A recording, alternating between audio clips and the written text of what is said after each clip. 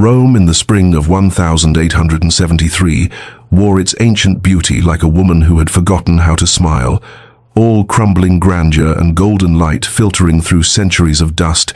and it was into this city of ghosts that Duke Sebastian Ashford had wandered, seeking some small respite from the grief that had become his constant companion, a weight he carried in his chest like stones pressing against his ribs. He moved through the Galleria Borghese with the mechanical precision of a man who no longer truly saw the world around him. His black mourning clothes, a stark contrast to the marble statues that lined the halls,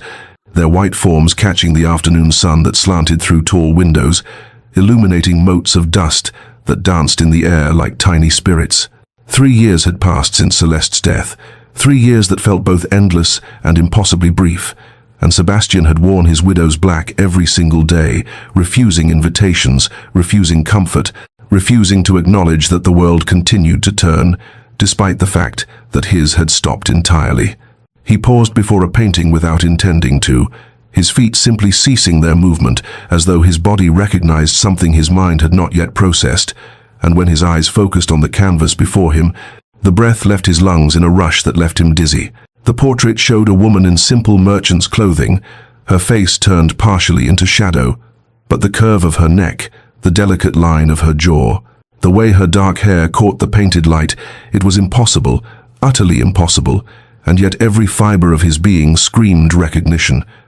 Celeste, his dead wife, captured in oil and canvas, alive in Rome when she should have been bones and dust in the Ashford family crypt. His hands trembled as he gripped the gallery railing, knuckles white, and he felt the familiar cocktail of emotions that had defined his existence rise up to choke him. Grief that she was gone, confusion that she could be here,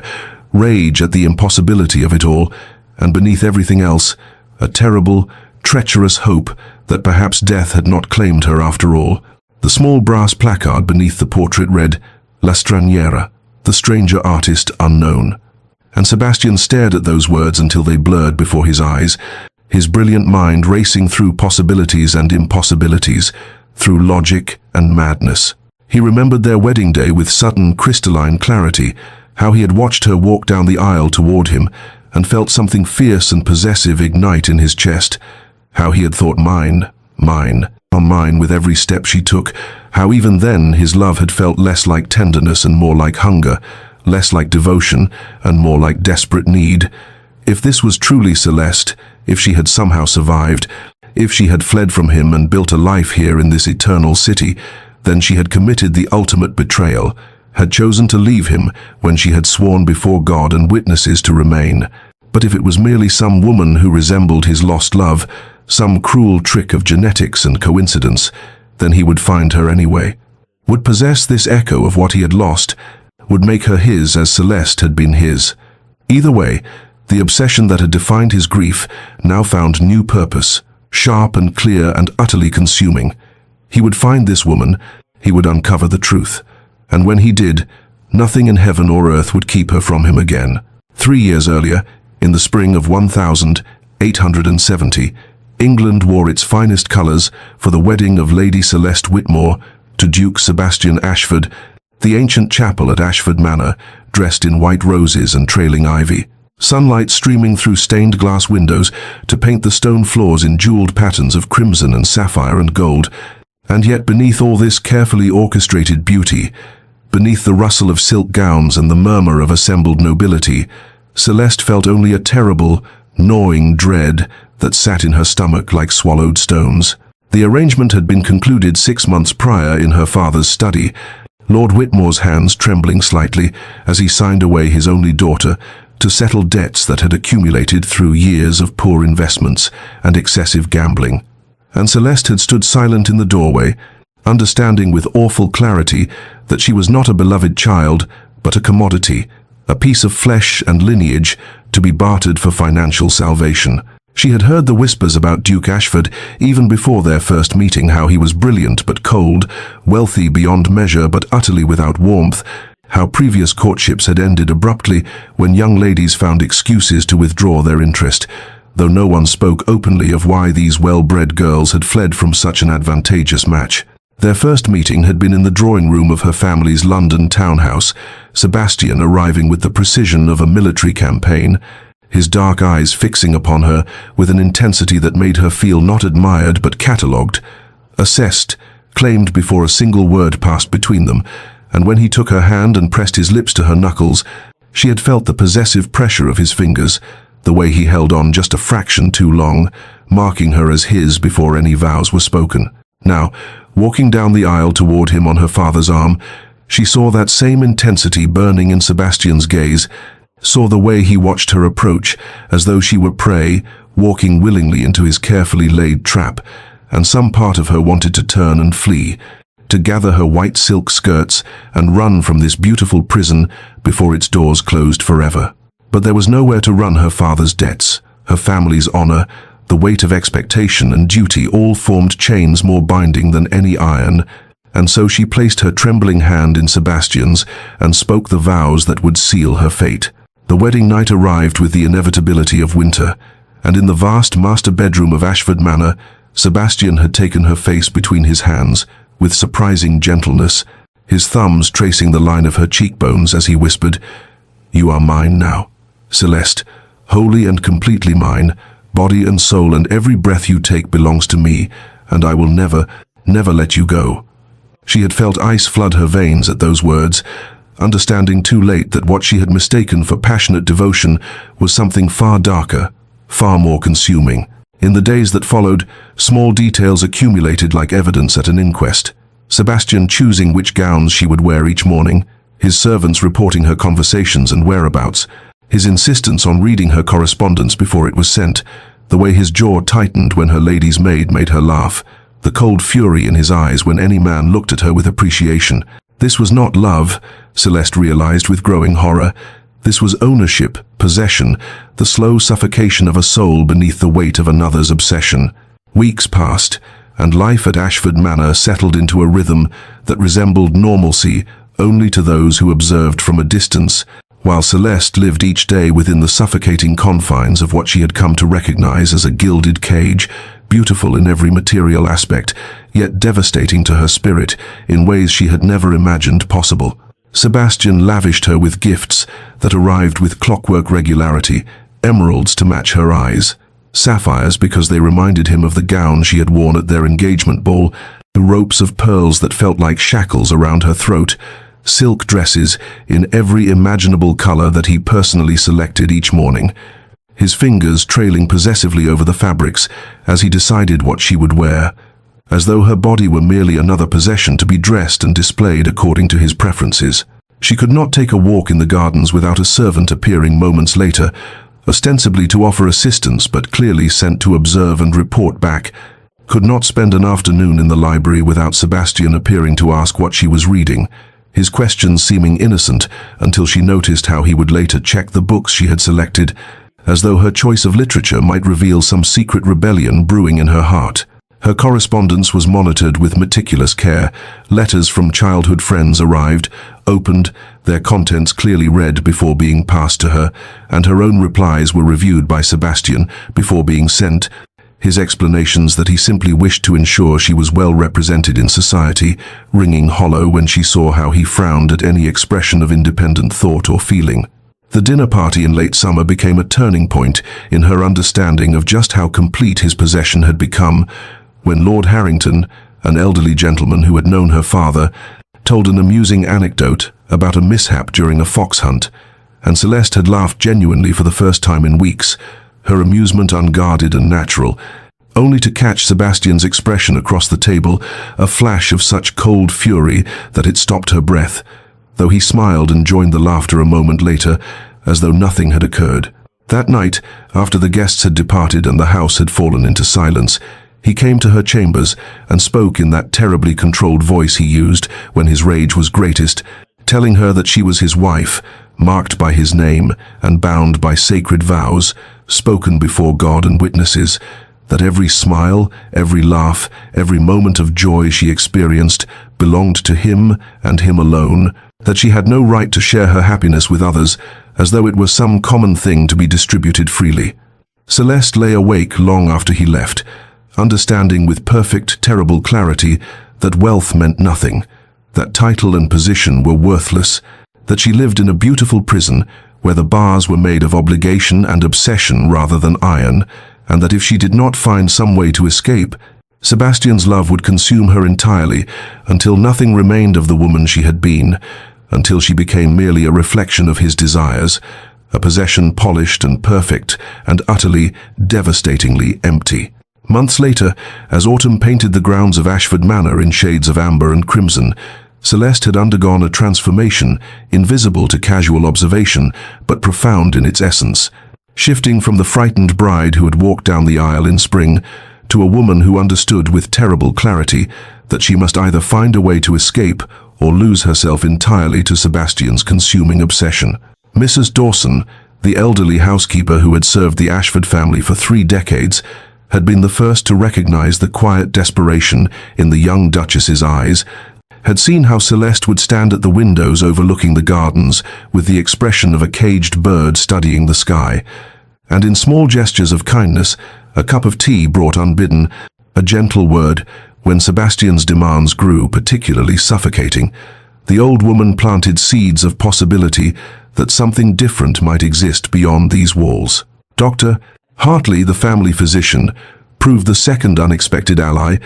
a widower of 50 years whose kind eyes had witnessed enough of human suffering to recognize a woman being slowly smothered beneath the weight of her husband's devotion, and during his regular visits to attend to minor ailments of the household staff, he began to observe the small signs that accumulated like evidence, how Celeste would flinch slightly when Sebastian entered a room unexpectedly,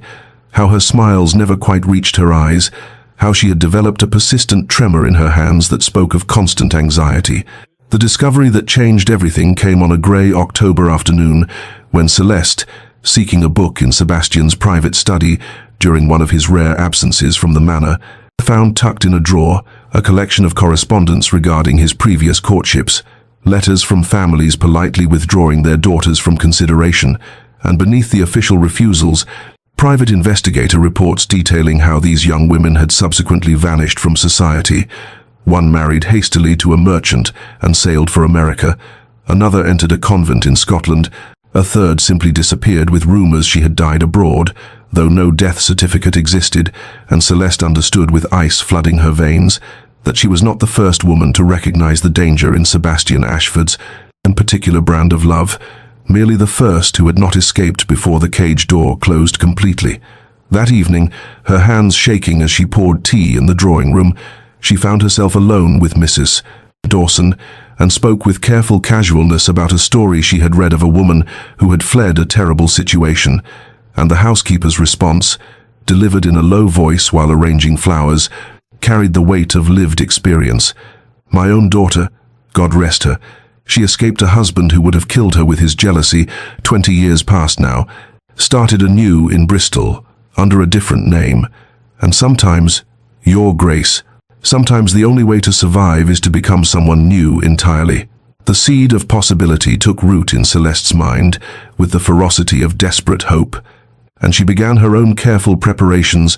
taking small amounts of money from the household accounts that Sebastian would not notice, hiding pieces of jewelry in the lining of her winter cloak, studying the servants' schedules to understand the rhythms of the house, and all the while maintaining the perfect performance of dutiful wife, even as she planned her own death and resurrection, understanding that nothing less than her complete disappearance would free her from the man who had vowed never to let her go. Winter approached with the inevitability of fate, bringing shorter days and longer shadows that seemed to mirror the darkness of Celeste's circumstances,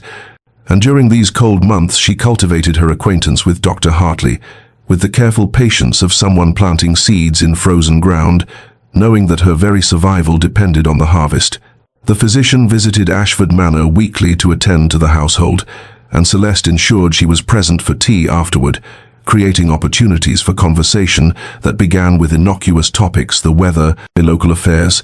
books they had read, but gradually deepened into discussions of philosophy and ethics that allowed her to understand the man beneath the professional exterior. She learned that his wife had died 5 years prior of consumption, wasting away over months, while he stood helpless despite all his medical knowledge. and she could hear in his voice the terrible guilt of a healer who could not save the one person who mattered most, the unspoken belief that he had somehow failed in his fundamental duty. During one particularly intimate conversation in the library while Sebastian was away inspecting his northern properties, she posed a hypothetical question with her heart hammering against her ribs. What would a physician do if someone needed to disappear for their own survival, if remaining visible meant certain destruction? Doctor. Hartley had looked at her with those knowing eyes and asked quietly whether they were still speaking in hypotheticals, and in that moment Celeste understood she had found either her salvation or her doom. The plan crystallized over weeks of carefully coded conversations. Doctor. Hartley wrestling visibly with the conflict between his Hippocratic oath to do no harm and his growing understanding that helping Celeste vanish might be the greatest act of healing he could perform, that sometimes saving a life required methods no medical school taught. The turning point came on a January afternoon when Sebastian, in one of his possessive rages over some imagined slight, had gripped Celeste's arms with such force that bruises bloomed like dark flowers on her pale skin, and that evening she showed these marks to Dr. Hartley along with the lock that Sebastian had recently installed on the outside of her bedroom door,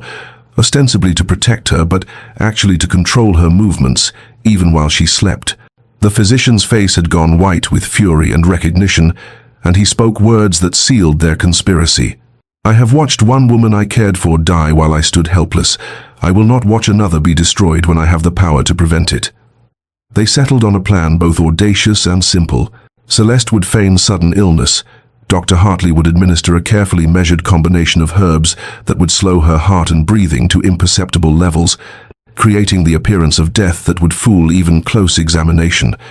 And Mrs. Dawson would arrange with a sympathetic undertaker to switch Celeste's body for that of an unclaimed pauper woman, smuggling the living Duchess out of Ashford Manor in the very coffin meant for her burial, while Sebastian mourned over a stranger's corpse. The execution of the plan began on a bitter February morning when Celeste descended to breakfast with careful pallor painted on her face and complained of feeling unwell, a headache that pressed behind her eyes like iron bands,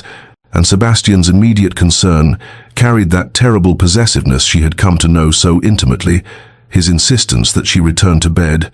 That Dr. Hartley be summoned at once, that nothing should threaten what belonged to him. Over the following 3 days, Celeste's feigned illness progressed with theatrical precision, orchestrated by Dr. Hartley's careful direction. She refused food, claimed dizziness, allowed her skin to take on a clammy quality, achieved through clever application of damp cloths when Sebastian was not watching, and the Duke's anxiety transformed into something approaching panic, for in his twisted understanding, she could not be permitted to die because death would steal her from him more completely than any earthly separation. On the 4th night, with storm winds howling against Ashford Manor's windows like the keening of spirits, Celeste drank the bitter draught that Dr. Hartley had prepared, a carefully measured combination of belladonna and other herbs that would slow her heart to nearly imperceptible beats and make her breathing so shallow that even a physician's examination would confirm death. And as the liquid burned down her throat, she felt her body begin to cool from within, her limbs growing heavy as lead, her consciousness retreating to a small flickering point deep inside her skull, while her external self became a convincing corpse. The awful performance that followed would haunt her in dreams. For years afterward she could hear everything but could not move, could not signal that she still lived, trapped in the prison of her own paralyzed flesh as Dr. Hartley pronounced her dead in a voice trembling with feigned shock. And then came Sebastian's response, a howl of rage and anguish that seemed torn from the depths of his soul, as he screamed that she could not leave him, that she had no right to escape him even through death, and the sounds of furniture being smashed and of priceless objects hurled against walls, of a man whose tenuous grip on sanity had finally shattered completely. Through her paralysis, Celeste heard him rage that he would follow her into death, that they would be together in the grave if not in life, heard him weeping over her body with terrible broken sobs, while whispering promises to never forget her, to never love again, to preserve her memory as a sacred shrine, and in those moments she understood with absolute certainty that her escape had been necessary, that this was not love, but a sickness that would have eventually consumed them both. The hasty funeral arrangements proceeded with unseemly speed. Sebastian insisting she be buried within 2 days, as though he could not bear to be parted from her body, even in death. And during the night before the funeral, Mrs. Dawson and a sympathetic undertaker, whom Dr. Hartley had bribed with a small fortune, executed the final deception, switching Celeste's still paralyzed form for the body of an unknown woman who had died alone in London's workhouse. And through it all, Sebastian kept vigil beside what he believed was his wife's coffin, speaking to her in low, desperate tones about how she had been his entire world,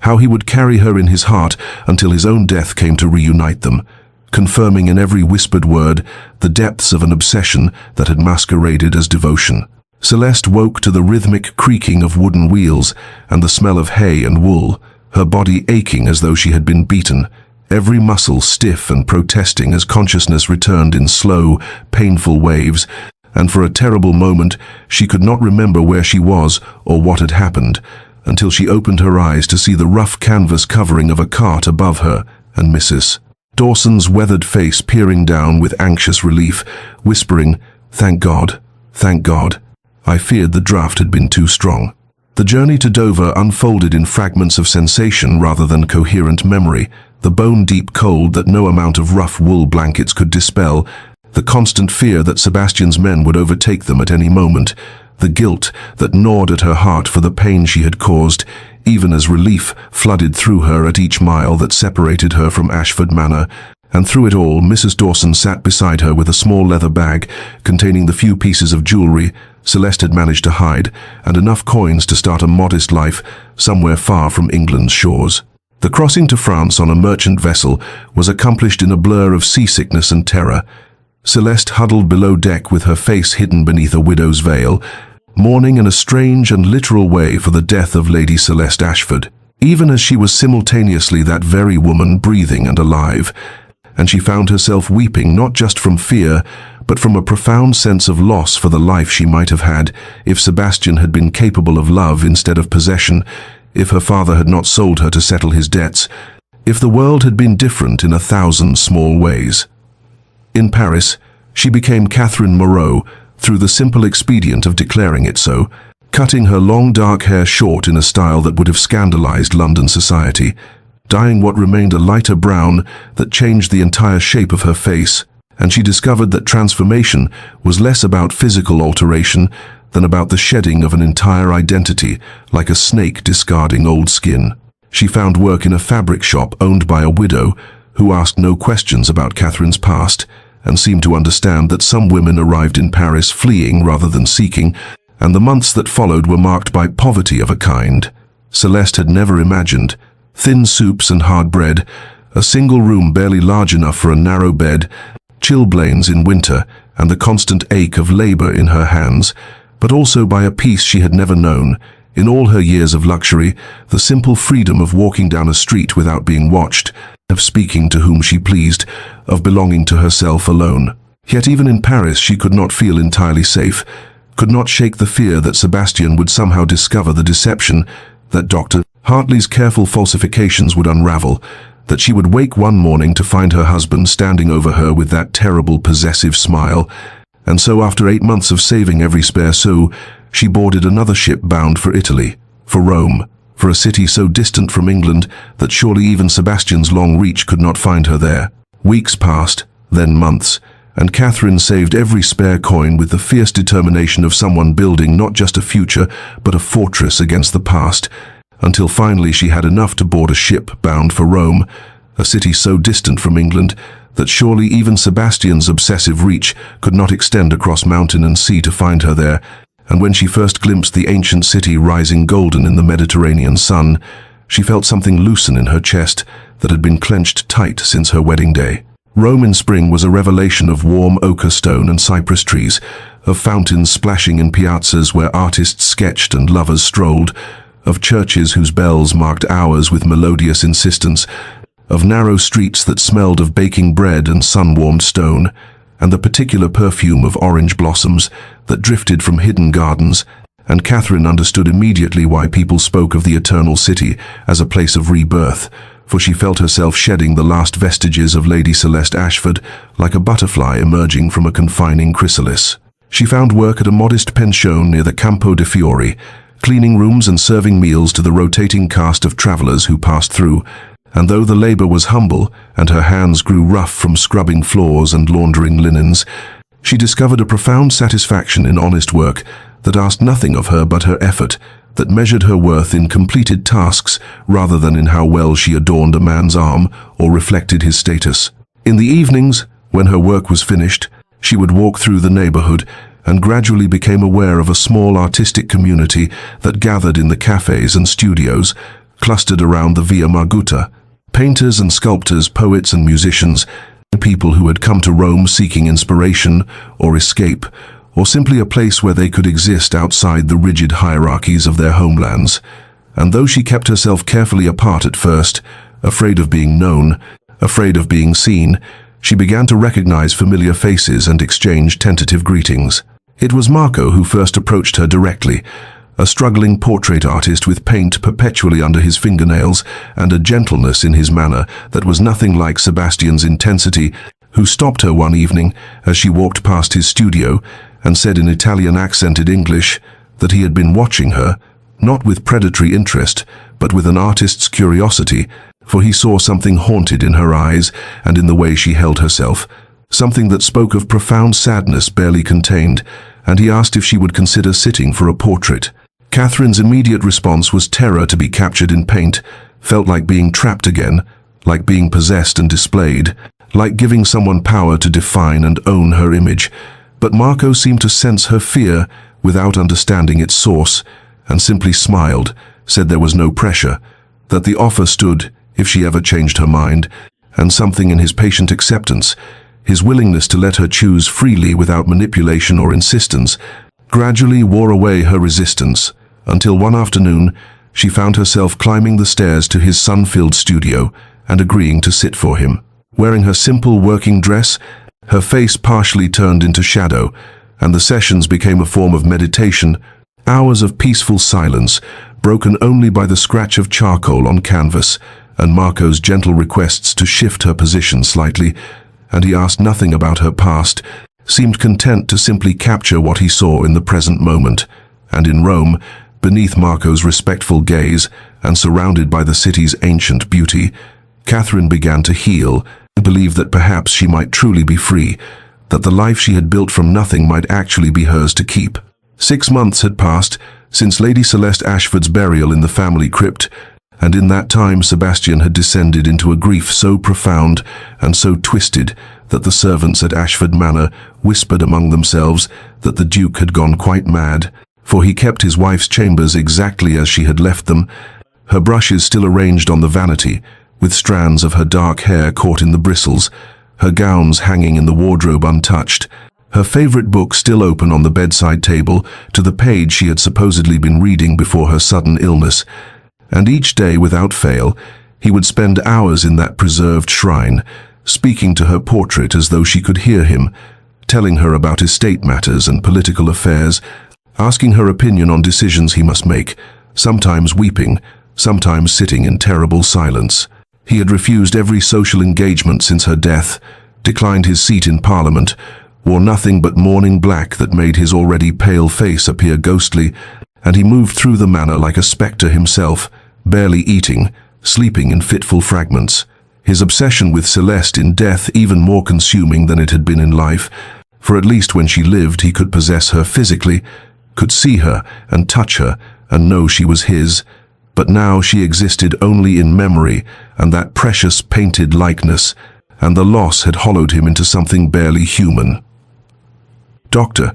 Hartley, who visited occasionally under the pretense of checking on the Duke's health, watched this deterioration with a guilt that gnawed at his conscience like a persistent disease, wondering in his darkest moments whether they had been right to help Celeste escape, or whether they had simply traded her imprisonment for Sebastian's descent into madness. But then he would remember the bruises on her arms, the terror in her eyes, the lock on her bedroom door, and he would steel himself with the conviction that saving her life had been worth this consequence, though the conviction felt increasingly hollow as he witnessed Sebastian's unraveling. Sebastian's younger sister, Lady Margaret, travelled from her husband's estate in Yorkshire to plead with her brother to rejoin the world of the living, and she found him in Celeste's room as always, sitting in the chair by the window where his wife had often read, and she begged him to consider that Celeste would not want him to waste his life in mourning, that he must honor her memory by living fully. But Sebastian turned to her with eyes so empty they frightened her, and said in a voice devoid of inflection, "I am dead as well, Margaret. Can you not see that? We are buried together, she and I, and there is no resurrection for either of us." And Margaret fled the manor in tears, writing to Dr. Hartley that her brother was beyond her reach. Yet even in his madness, Sebastian's obsessive nature found a new focus, for if he could not have Celeste herself, he would preserve her memory with fanatical perfection and commissioning investigations into her final days,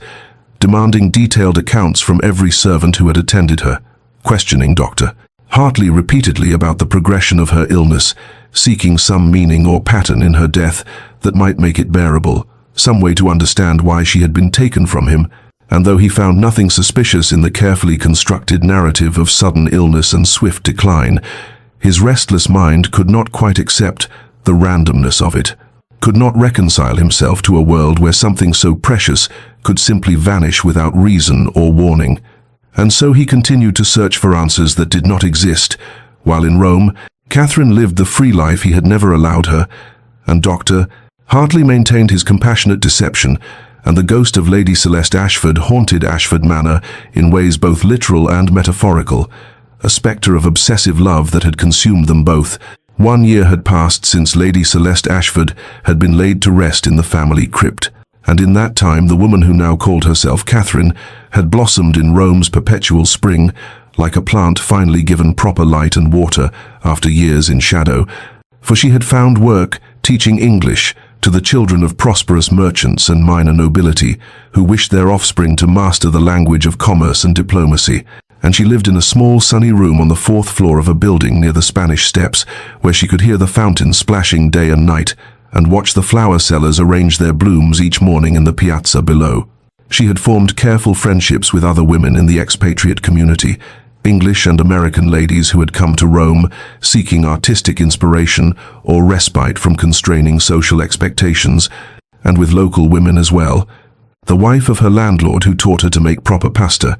the seamstress in the shop below who altered Catherine's modest dresses and shared gossip over cups of strong coffee, and though Catherine still guarded the truth of her past with absolute vigilance, never speaking of her life before Paris, never mentioning a husband or a title or the cold grey stones of Ashford Manor, she felt increasingly safe in the warmth of these connections, increasingly convinced that her new life was solid and real and hers to keep. Marco had become her dearest friend in Rome. Though there was nothing romantic between them, he was too absorbed in his art and his quiet love for a baker's son, who sometimes modeled for him to see Catherine as anything but a kindred spirit, someone else carrying sadness like a familiar burden. But his friendship was precious to her precisely because it asked nothing, demanded nothing, simply existed in the comfortable space of shared silence and occasional conversation. The portrait he had painted of her, La Straniera, had taken months to complete because he worked on it between commissions, and when he finally showed her the finished canvas, she had stood before it, feeling strange and exposed and oddly moved, for he had somehow captured the essential truth of her, a woman suspended between shadow and light, and between past and present, neither wholly visible nor entirely hidden, beautiful in her melancholy, mysterious in her quietness,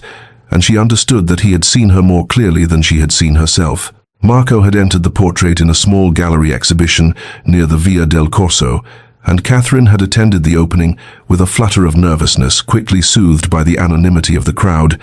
For who among these Roman art lovers could possibly connect this simple English teacher in her plain grey dress to the aristocratic Lady Celeste, who had died across the sea in fog-bound England, and she had stood before her own image feeling peculiarly disconnected from it, as though the woman in the painting was someone she had known long ago rather than a reflection of herself. The painting had attracted attention from several collectors, including an English art dealer who specialized in contemporary Italian works and who had questioned Marco extensively about the subject, expressing particular interest in the quality of sadness the artist had captured, and Catherine had felt the first cold flutter of unease at the mention of English interest. But she had dismissed it quickly, reasoning that she was utterly transformed from the dark-haired duchess who had once graced London ballrooms,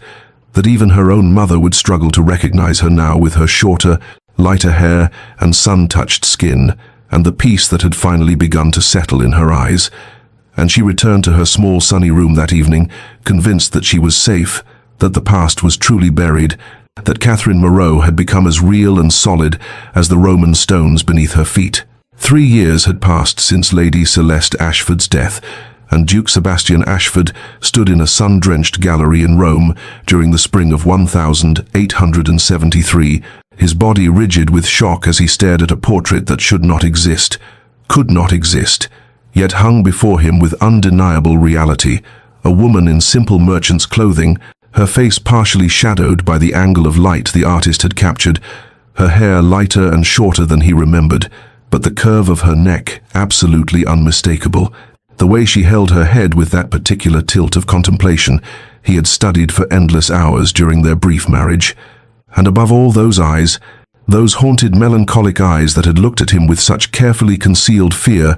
now rendered in oil paint with an expression he had never seen in life, something that looked almost like peace. His heart hammered against his ribs. With such violence he thought he might collapse there on the polished marble floor among the other gallery patrons who drifted past the painting without recognition, without understanding that they were looking at a ghost, at a woman 3 years dead and buried in the Ashford family crypt. And Sebastian's mind raced through impossible explanations, coincidence, resemblance, his own madness finally consuming him completely. But he rejected each one with the certainty of a man who had memorized every detail of his wife's face and form, who had spent 1,000 hours studying her portrait at Ashford Manor, who knew beyond any shadow of doubt that this was Celeste, his Celeste, impossibly alive and living in Rome under God, knew what name and circumstances. He approached the gallery owner with barely contained urgency, demanding to know the artist, the subject, every detail of the painting's provenance. And the portly Italian gentleman could tell him only that the work was titled La Straniera, the stranger, painted by a local artist named Marco Bellini, who specialized in portraits of the city's expatriate community, and that the subject's identity was unknown, anonymous, merely a woman who had sat for the artist some months ago. Sebastian's hands trembled as he gripped his walking stick, his mind simultaneously calculating and raging. For if this portrait was recent, then Celeste had been alive all this time, had faked her death with deliberate cruelty, had abandoned him and fled to Italy while he mourned her like a madman, and the betrayal of it burned through him with acid intensity, even as a terrible joy surged beneath the rage. Because she was alive, she existed somewhere in this ancient city, breathing and walking and living without him, which meant she could be found, could be reclaimed, could be made to answer for what she had done. He studied the painting with renewed intensity, noting the differences. The lighter hair suggested deliberate disguise. The humble clothing spoke of reduced circumstances, but that expression of peace, that softness in her features that had never existed when she was his wife, that subtle transformation suggested she was happy in her exile, content in her freedom, and the realization ignited his obsession with devastating force. Because if it was truly Celeste, then she had betrayed everything sacred between them and deserved his wrath. She deserved to be dragged back to England and made to remember her vows and her place. But if by some impossible chance this was merely a woman who resembled his dead wife so perfectly that even he could not tell the difference, then he must possess this echo of his lost love, must own this living reminder of what death had stolen from him. And either way, whether the woman in this portrait was truly Celeste or merely her uncanny double, Sebastian knew with absolute certainty that he would find her, would have her, would make her his once more. For obsession does not die simply because its object has supposedly perished, and the Duke of Ashford had learned long ago that what he wanted, he took, regardless of death or distance or any force on earth that might stand between him and his possession. Sebastian hired investigators that very afternoon, summoning to his hotel room a trio of men who specialized in locating missing persons and conducting discreet inquiries for wealthy clients throughout Europe, and he spared no expense in instructing them to find everything about the artist, Marco Bellini, and the woman who had sat for the portrait titled La Straniera. Offering gold enough to purchase their absolute dedication and silence, for he would not have word spread through Rome's gossip channels that the Duke of Ashford was hunting for a woman who might be his supposedly dead wife. Within 2 days, the investigators returned with an address in Trastevere, where Marco Bellini kept his studio, and Sebastian presented himself there on a bright morning when the light slanted golden through the narrow streets, climbing 3 flights of worn stone steps to knock upon a paint-stained door that opened to reveal a young man with kind eyes and perpetually ink-stained fingers who looked at the well-dressed English duke with curious politeness and invited him inside to view his other works. Sebastian barely glanced at the canvases lining the walls, the portraits of merchants and their wives, the landscapes of the Roman countryside, the still lifes of fruit and flowers, for his entire focus narrowed to extracting information about the one portrait that mattered, and he asked with studied casualness about La Straniera, remarking that the subject had reminded him of someone he once knew, and wondering if the artist might share any details about the woman who had sat for him. Marco, innocent of any danger and proud of his work, spoke freely about his subject, an English teacher named Catherine Moreau, who had lived in Rome for nearly 2 years,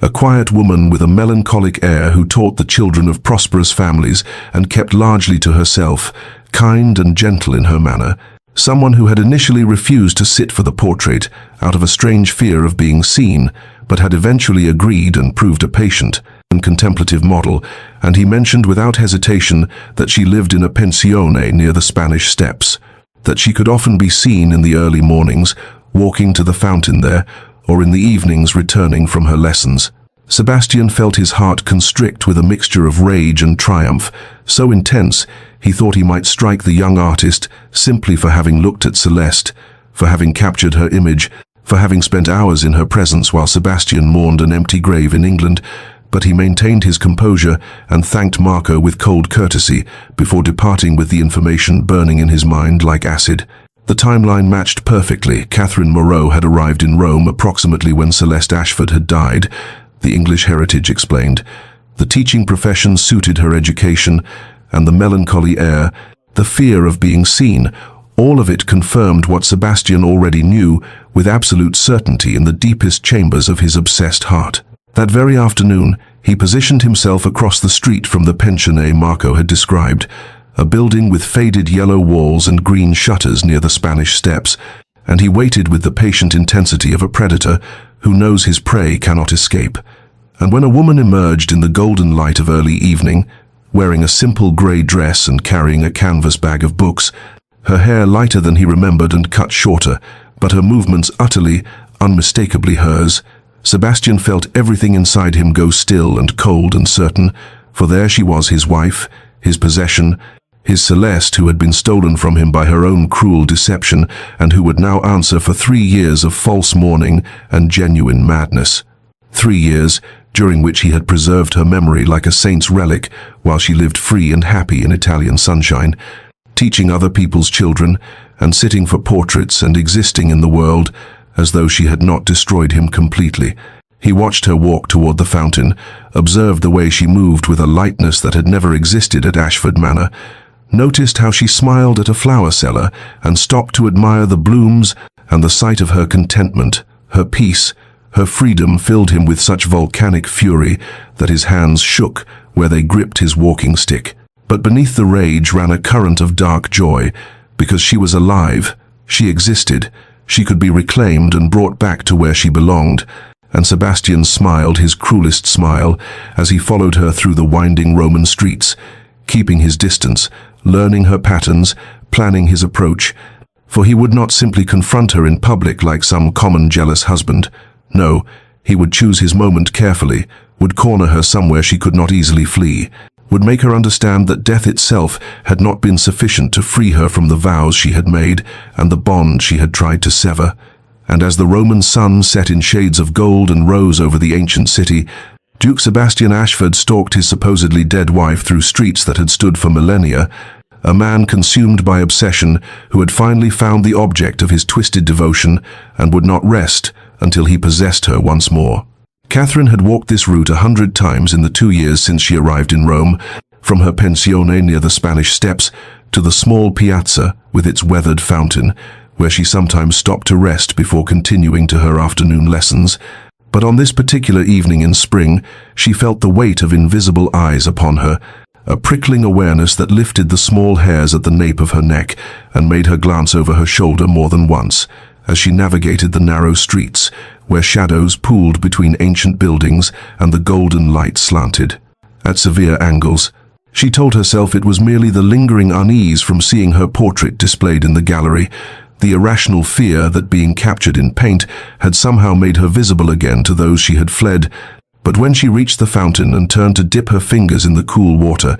she saw him standing 30 paces away, perfectly still among the moving crowd, his dark figure as immovable as the stone statues that adorned the piazza. And for one terrible suspended moment, she thought her mind had conjured him from her nightmares, until his eyes met hers with such intensity that she knew beyond any doubt that Sebastian Ashford, Duke of Ashford, her husband who should have believed her dead these 3 years, stood before her in the flesh. The recognition crashed over her like a physical blow, and she staggered backward, her hand gripping the fountain's edge for support, and she watched with mounting horror as he began to move toward her, with the slow, deliberate approach of a predator who knows his prey has nowhere to run, his expression a terrible mixture of triumph and rage that she remembered from their marriage, that look he wore when someone dared to defy his will. "Hello, wife," he said when he stood close enough that she could see the fine lines around his eyes that had not been there before, could smell the familiar scent of his cologne, and his voice was cold and smooth as polished marble, each word precisely enunciated as though he were discussing the weather rather than addressing a woman who had risen from the grave. Catherine's first instinct was denial. She opened her mouth to claim he was mistaken, that she was Catherine Moreau and knew no duke. But the lie died on her lips, because what use was pretense when he stood before her with such absolute certainty, and instead she did the only thing her panicked mind could conceive, and she ran, bolting from the fountain and plunging into the maze of narrow streets that wound through Trastevere,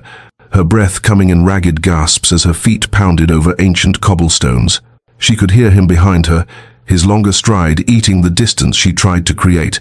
and she darted left into an alley and then right through a passage so narrow her shoulders nearly brushed the walls, emerging into a small courtyard attached to a church where late afternoon shadows provided illusory shelter. But when she spun around seeking an exit, she found him blocking the only way out, his chest barely rising with exertion while she gulped air like a drowning woman. "Did you truly think you could run from me, Celeste?" he asked, advancing slowly as she backed toward the church wall, and the use of her true name felt like chains wrapping around her limbs. "I had to," she whispered, and then louder, desperate. "I had to escape, Sebastian. You must understand. I could not live that way. I could not." But he cut her off with a sharp gesture. "You are mine," he said, and there was something almost gentle in his voice which made it all the more terrifying. "You are my wife, bound by sacred vows before God and man, and death itself cannot change that fundamental truth. So, whatever game you have been playing here in Rome, whatever life you thought you could build in my absence, it ends now." She tried to appeal to any humanity that might still exist beneath his obsession, tried to explain through her tears that she had been suffocating, that his love had felt like drowning, and that she needed freedom to be a whole person. But he listened with the patient expression of someone indulging a child's tantrum before responding with devastating finality. "I love you enough to forgive even this betrayal, Celeste, this elaborate deception, this mockery you have made of my grief, and you will come home with me to England where you belong, where you will resume your place as Duchess of Ashford, and we will never speak of this unfortunate episode again." Sebastian secured a palazzo on the Via del Corso within hours of their confrontation, a grand residence with marble floors and frescoed ceilings that he rented at an extravagant price for immediate occupancy, and he installed Catherine there with guards posted at every exit, men whose salaries ensured their loyalty and discretion, transforming the beautiful Roman building into a prison as effective as any dungeon despite its gilded splendor. All the freedom she had built over 3 careful years evaporated in a single afternoon, her sunny room near the Spanish Steps abandoned, along with the books she used for teaching, the few simple dresses she owned, the small collection of sketches Marco had given her, everything that constituted her life as Catherine Moreau left behind as thoroughly as if she had died again. Sebastian announced his intention to return to England within the week, speaking of ship passages already booked and arrangements already made with the certainty of a man who had never once considered that his will might be defied. And Catherine felt despair settle over her like a heavy cloak, but beneath the despair burned something new, something that had not existed in the frightened bride who had fled England 3 years prior, for she had tasted freedom and built a life through her own efforts, and learned that she possessed strength she had never suspected. She was not the same woman who had trembled at Sebastian's slightest frown, and though she found herself trapped again, some essential core of her refused to break. Marco discovered her disappearance when she failed to appear for her afternoon lessons, and through the network of servants and shopkeepers who formed Rome's invisible web of gossip, he learned of an English duke who had appeared at the pensione, demanding to see Catherine Moreau and claiming she was his wife risen from the dead, and Marco presented himself at the palazzo's gates with the righteous fury of a man who had counted Catherine among his dearest friends and would not see her imprisoned without protest. Sebastian received him in a drawing room hung with heavy damask curtains, and when Marco demanded Catherine's release and spoke of justice and freedom, Sebastian's response was cold and final. This was a marital matter between husband and wife, the private business of an English peer reclaiming what belonged to him, and Marco had no standing whatsoever to interfere in affairs that concerned him not at all. The guards allowed Marco one brief supervised visit with Catherine, during which she begged him through her tears not to intervene further, not to risk Sebastian's wrath, for she had seen what her husband did to those who threatened his possession of her. But Marco left the palazzo and immediately alerted the small community of English and American expatriates who had befriended Catherine, and they began to plot what assistance they might offer, though none knew quite how to oppose a duke's legal rights over his wife. Meanwhile, in the palazzo's beautiful rooms, Catherine and Sebastian engaged in terrible, honest conversations that stripped away the polite pretenses of their marriage, and she asked him the question that had haunted her throughout their union. Why could he not simply let her go, release her to live her own life, find happiness with someone who wanted his particular brand of devotion? His answer came one evening as they sat in the library, separated by 10 feet of Persian carpet, but bound by invisible chains, and he said with devastating simplicity, "Without you, I am nothing. Celeste, you gave my life meaning and purpose. You made me feel something beyond the emptiness that has consumed me since childhood, and I would rather see you miserable at my side than happy beyond my reach. For at least in your presence I exist as something more than a hollow shell performing the duties expected of my title." The crisis came on the 4th night of Catherine's captivity in the palazzo, when Sebastian appeared at the door of the drawing room where she sat reading by lamplight,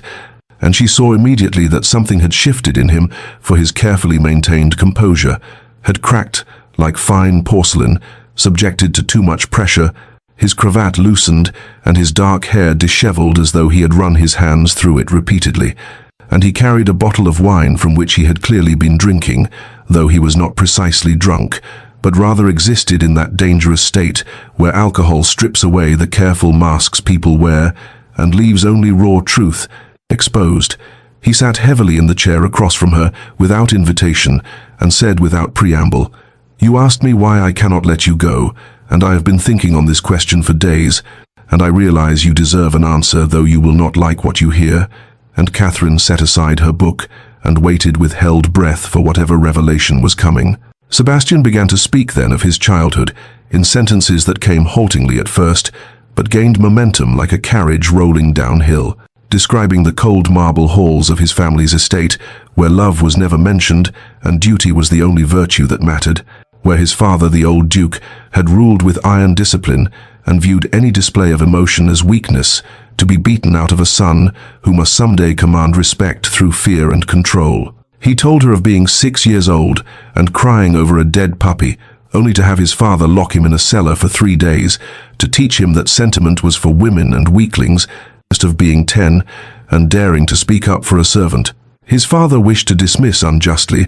and receiving such a thrashing that he could not sit for a week, out of learning through 1,000 such lessons that to care for anything was to invite pain, and that safety lay only in dominating completely whatever one wished to keep. His voice grew quieter as he described his first love when he was 19. a merchant's daughter with kind eyes who had laughed at his attempts at poetry and made him feel for the first time that he might be something other than the cold creature his father had molded. But when his father discovered the attachment, he had forbidden it absolutely, and when Sebastian defied him and continued to court her in secret, the old duke had the girl's father's business destroyed through financial manipulation until the family was ruined and forced to leave the country, and Sebastian never saw her again. "My father beat me that night," Sebastian said, his eyes fixed on some point beyond Catherine's shoulder as though he could not bear to meet her gaze.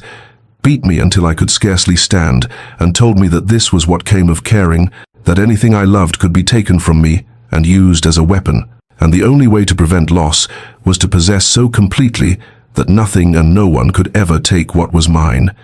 And I learned that lesson well, Celeste, perhaps too well." He looked at her then with eyes that held such anguish that she felt her heart constrict despite everything he had done to her. And he continued in a voice barely above a whisper, "I love you so deeply that losing you would destroy me, and so in my twisted logic, I believe that you must never be allowed to leave. For if you are always within my grasp, then I am safe from the terrible pain of loss.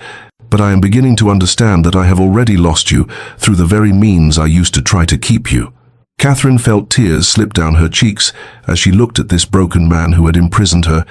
and she recognized for the first time the damaged boy beneath the monster's mask, and pity rose in her throat like bile.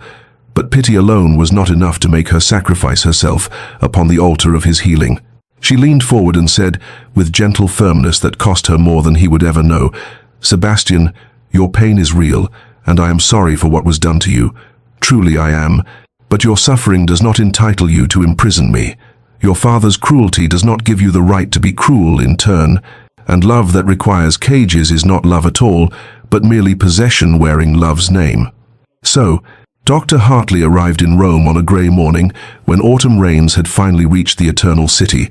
and he came to the Palazzo's gates requesting audience with the Duke of Ashford on a matter of utmost urgency, his travelling clothes dusty and his face haggard from days of difficult journey. For he had followed Sebastian across Europe, driven by a guilt that had grown unbearable in the months since he had watched the Duke descend into madness following Celeste's supposed death. Sebastian received him in the same drawing. Dr. Hartley arrived in Rome on a grey morning when autumn rain fell upon the ancient stones and turned the Tiber the colour of old bronze, and he came carrying the weight of 3 years' guilt like a physical burden upon his shoulders, for he had enabled Celeste's escape and felt responsible for the chain of events that followed, the deception that had set both wife and husband upon their separate paths of suffering and transformation. He presented himself at the Palazzo, where Sebastian held Catherine captive and requested an audience with the Duke,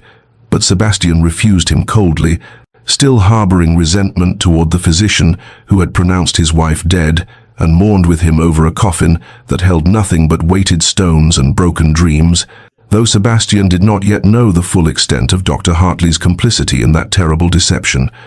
It was Catherine who insisted upon seeing the doctor when she learned of his presence in Rome, and the guards reluctantly permitted him a brief supervised visit in the Palazzo's formal receiving room, where frescoed angels looked down upon their mortal struggles with painted indifference. Dr. Hartley looked older than Catherine remembered, his hair gone completely white and new lines carved deep around his mouth and eyes, and when he took her hands in his, she felt them trembling with emotion he could barely contain. "I have been consumed by guilt," he confessed in a voice rough with remorse, "watching what my actions wrought, seeing the Duke descend into madness while you remained lost to me, not knowing if you were safe or happy or even alive,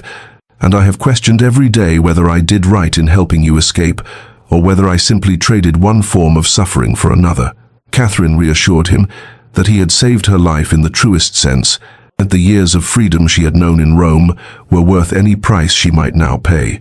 But Dr. Hartley shook his head and said he had not come merely to confess his guilt, but to offer something that might yet resolve this terrible impasse. He revealed then that Sebastian's mother, the Dowager Duchess, lay dying at Ashford Manor and had been asking for her son with increasing desperation,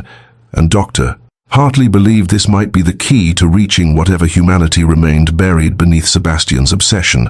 for the Dowager was the one person whose opinion the Duke had ever truly valued. the one voice that might penetrate the armor of possession and control he had constructed around his damaged heart. Catherine saw immediately the possibility in this revelation, though she feared it might be false hope, another door that would close in her face, but she agreed to approach Sebastian with the proposal if Dr. Hartley would support her in this gambit. That evening, Catherine requested an audience with her captor husband and told him that Dr. Hartley had come with news of his mother's illness, and she watched something crack in Sebastian's careful composure at the mention of the woman who had given him what little tenderness his childhood had contained. He wanted to dismiss the news as manipulation, another attempt to escape his grasp, but Catherine saw the fear in his eyes, the ancient fear of a boy who had already lost too much,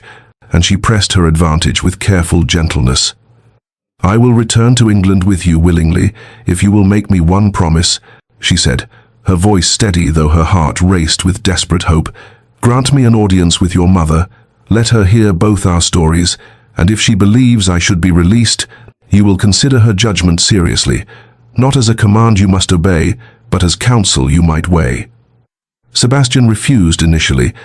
his pride and possessiveness warring against the filial duty that ran deep, despite all his damage, but the mention of his mother had opened something in him that could not easily be closed again, and after hours of terrible silence, he agreed to her bargain with one amendment. They would travel to England together and see his mother, and afterward he would grant Catherine the opportunity to state her case fully, and if his mother agreed that Catherine should be freed, he would not merely consider it but would genuinely struggle to honor her wisdom, though he could not promise what conclusion that struggle might reach. The voyage back to England stretched across 3 weeks of grey Atlantic waters and skies that seemed to mirror the uncertain territory. Catherine and Sebastian now navigated between them, for they travelled as neither quite husband and wife nor entirely strangers, but something more complex and painful. Two people bound by history and law, yet separated by an abyss of hurt that might never be fully bridged. Sebastian had arranged separate cabins as promised, a concession Catherine recognized as significant given his previous need to control her every movement, and they met for meals in the ship's dining salon, where other passengers provided a buffer of normalcy, and the rituals of formal dinner conversation prevented the most dangerous intimacies. Yet there were moments when the careful distance between them collapsed like a wave against the ship's hull, unexpected and overwhelming, such as the afternoon when Sebastian took ill from the rolling seas, and Catherine found herself at his cabin door with ginger tea and cool cloths, tending him with the same automatic compassion she would offer any suffering creature, despite the voice in her head that whispered he deserved no kindness from her hands. He looked up at her through fever-bright eyes as she pressed the cloth to his forehead and said hoarsely, "You need not do this. I have treated you abominably." And she replied simply, "I am not cruel, Sebastian, I never was, and I will not become so now merely because you gave me cause." They began to speak more honestly during those long days at sea than they ever had during their brief marriage. Strange, stilted conversations that happened during promenades on deck or in the ship's library, where other passengers nodded politely and moved away, giving the obviously troubled couple their privacy. Catherine learned things about Sebastian she had never known, details of his childhood that filled in the terrible picture he had begun to sketch in Rome, and though understanding did not excuse his actions, it did provide context that made him seem less monster and more damaged man, which was somehow both better and worse. There was the evening when a drunk passenger made inappropriate advances toward Catherine in a dim corridor, and Sebastian appeared from nowhere, with cold fury in his eyes, positioning himself between her and the threat with such protective instinct that the drunk retreated quickly. And Catherine found herself thanking him with genuine gratitude, even as she recognized the irony of being protected by the very man she needed protection from. One night they stood together at the ship's railing watching moonlight silver the dark waters, and Sebastian asked in a voice so quiet she almost could not hear it over the wind, "Did you ever love me, even a little, or was it always only fear and duty?" "How?" Catherine considered lying, considered offering him some small comfort, but she had learned in Rome that truth was the only currency worth trading, and so she answered with careful honesty, "I wanted to love you, Sebastian, I truly did, for you were handsome and powerful, and I believed that perhaps in time affection might grow as they say it does in arranged marriages. But you never gave me room to discover what I might have felt, because you filled every space with your own need and possession. And love cannot grow in soil where there is no air to breathe." She saw him flinch, as though she had struck him, saw his hands tighten on the railing until his knuckles went white, but he did not rage or argue, only nodded slowly and said, "I understand." And they stood in silence, watching the moon's path across the water until the cold drove them inside to their separate cabins and separate beds. Catherine lay awake that night in her narrow bunk, feeling the ship roll beneath her and wondering if Sebastian too lay sleepless in his own darkness. And she thought about the question that haunted her increasingly. Could someone so fundamentally damaged ever truly change? And did she owe him anything beyond basic human compassion? And what did it mean that despite everything he had done to her, she still felt something when she looked at him that was not quite pity, but not quite indifference either? Her conclusion, reached somewhere in the small hours before dawn, was that she owed him truth and compassion as she would owe any human being. But she did not owe him her life or her freedom or her future, and whatever happened when they reached England and stood before his dying mother, Catherine would not sacrifice herself, even if it meant watching him break completely. For she had died once already to escape this cage, and she would not climb willingly back inside, no matter how gilded its bars or how pitiable its keeper. They arrived at Ashford Manor in autumn, when the trees surrounding the estate had turned to copper and gold, and the sight of those familiar grounds struck Catherine with unexpected force, for this was where her gilded cage had first closed around her, and where she had lived in mounting terror until she had been desperate enough to orchestrate her own death. And now she returned willingly but warily, tethered to Sebastian by the fragile bargain they had struck aboard the ship,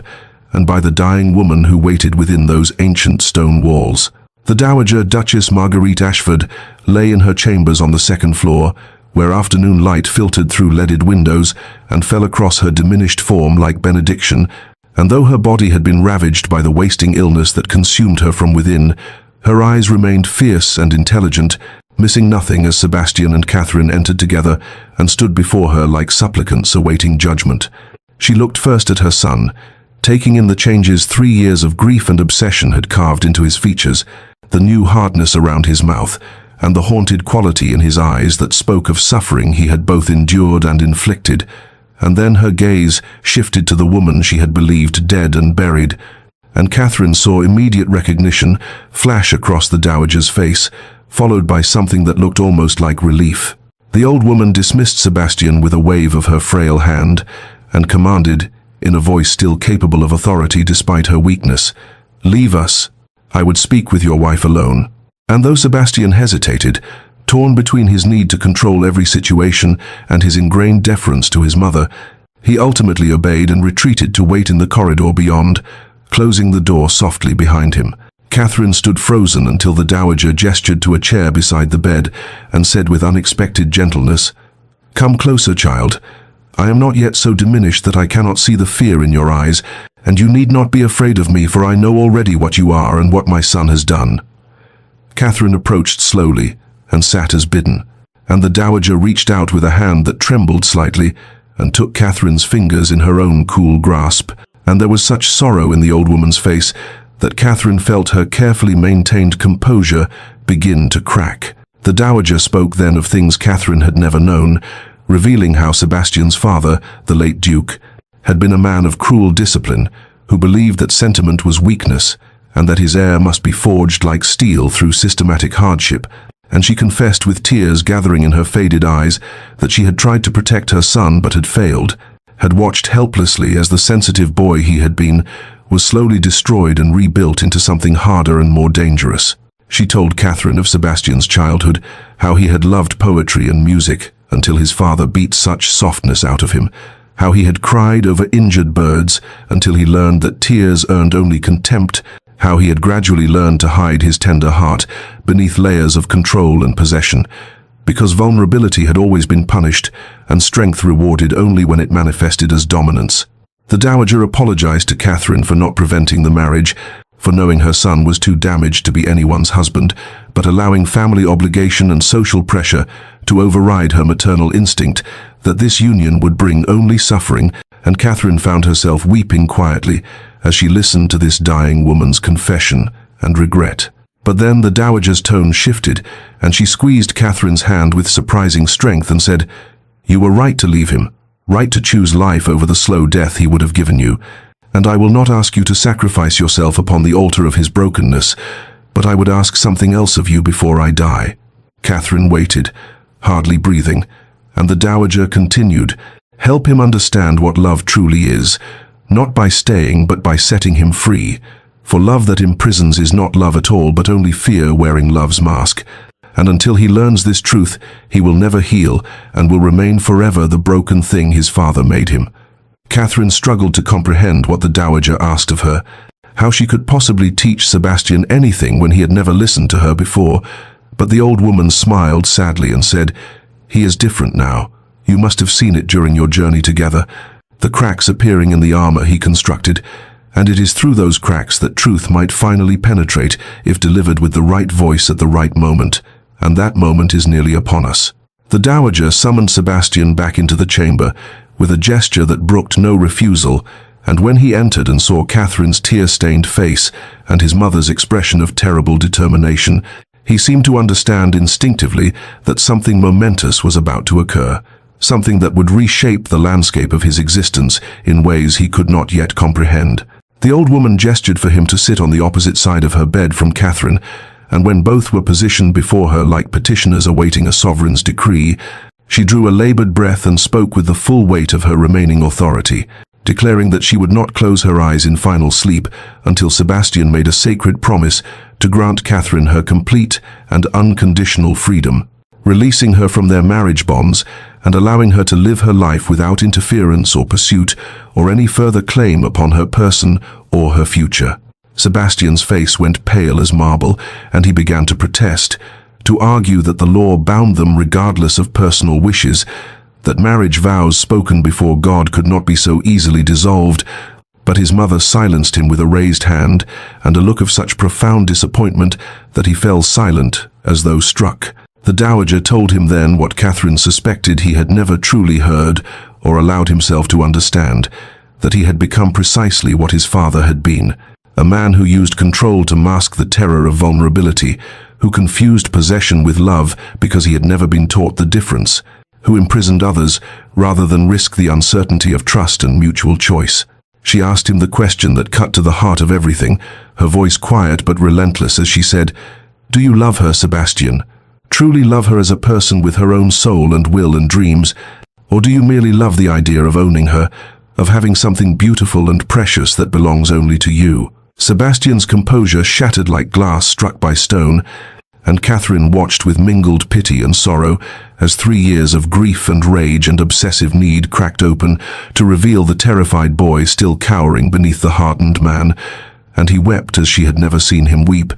great shuddering sobs that shook his entire frame, while he pressed his hands to his face as though to hold himself together against forces that would tear him apart. He confessed through his tears that he did not know how to love any other way, that the thought of being alone again filled him with such existential dread that he would rather die than face it, that without her he feared he was nothing at all,